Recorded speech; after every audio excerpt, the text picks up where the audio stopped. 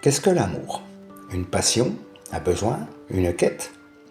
Il y a plus de 2400 ans à Athènes, Platon imagine un dîner où les grands esprits de la cité se réunissent pour répondre à cette question. Chacun y va de son discours, et ensemble, ils dessinent une vision de l'amour qui va bien au-delà du sentiment amoureux. Bienvenue dans le banquet de Platon. Ce soir-là, 7 hommes sont réunis dans la maison du jeune poète Agathon pour fêter sa victoire à un concours tragique au théâtre. C'est donc chez lui que tous dînent. Sont présents au dîner Aristophane, qui est un auteur comique, à l'esprit vif et amoureux des fables. Socrate, un philosophe aux pieds nus, toujours en quête de vérité. Phèdre, admirateur de Socrate et passionné par le courage amoureux. Pausania, érudit, amant d'Agathon et fin connaisseur des mœurs athéniennes. Et Éryximach, médecin, observateur de la nature et amateur d'harmonie. Et enfin, Alcibiade, général brillant, turbulent, qui arrivera beaucoup plus tard ivre. Durant ce dîner, ils boivent et ils rient beaucoup. Cependant, ils décident aussi de parler sérieusement en philosophant.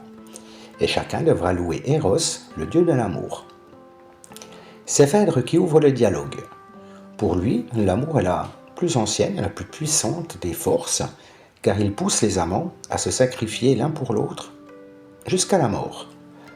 Pour Phèdre, un soldat donnerait sa vie pour ne pas déshonorer celui qu'il aime. L'amour ici est héroïsme. Pausania, lui, distingue deux amours. L'un est vulgaire, il cherche le plaisir du corps, indifféremment chez l'homme ou chez la femme.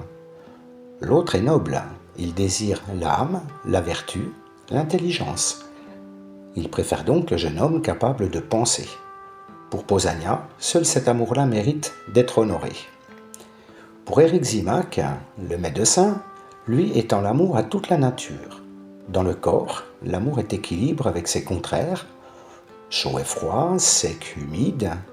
Dans la musique, c'est l'harmonie des sons, et dans les saisons, c'est l'ordre cosmique. L'amour vrai, dit-il, est celui qui crée l'harmonie partout, dans l'âme, le corps, le monde. Aristophane, quant à lui, raconte une fable.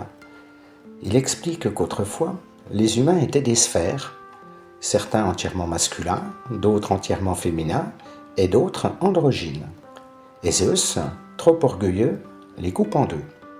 Depuis, chaque moitié erre sur terre, cherchant son autre moitié. Et quand elle la trouve, elle s'y accroche. C'est cela l'amour pour Aristophane.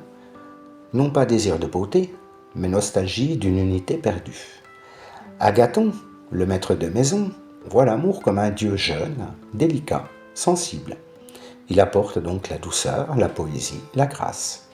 Sans lui, ni les arts ni la vie n'auraient de sens. Son discours est beau, mais sans être profond. Socrate, lui, interroge. Et il rapporte ce qu'une femme sage, Diotima, lui a enseigné.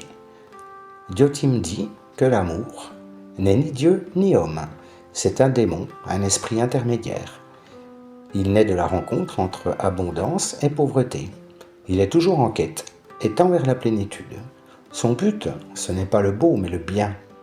Le beau n'est qu'un chemin. L'amour commence par aimer un beau corps, puis on découvre que la beauté est partout.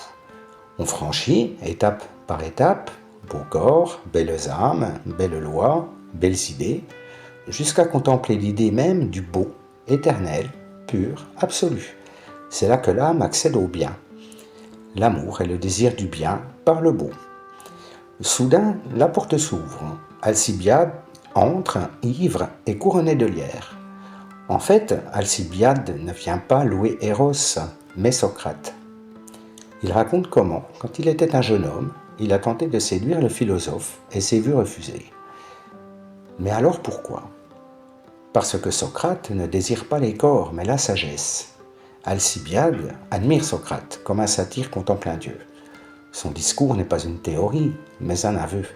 L'amour peut être aussi un désir blessé, une jalousie, une admiration sans retour. Alors qu'est-ce que l'amour? Pour Aristophane, c'est une quête d'unité. Pour Agathon, un dieu de poésie. Et pour Diotime, c'est un désir qui élève l'âme vers le bien par le beau. Platon, lui, ne tranche pas. Il nous invite à méditer. Je vous remercie d'avoir regardé la vidéo et dans la prochaine animation, nous verrons pourquoi l'amour est-il toujours en quête, avec le mythe de la naissance d'Eros est raconté par Platon.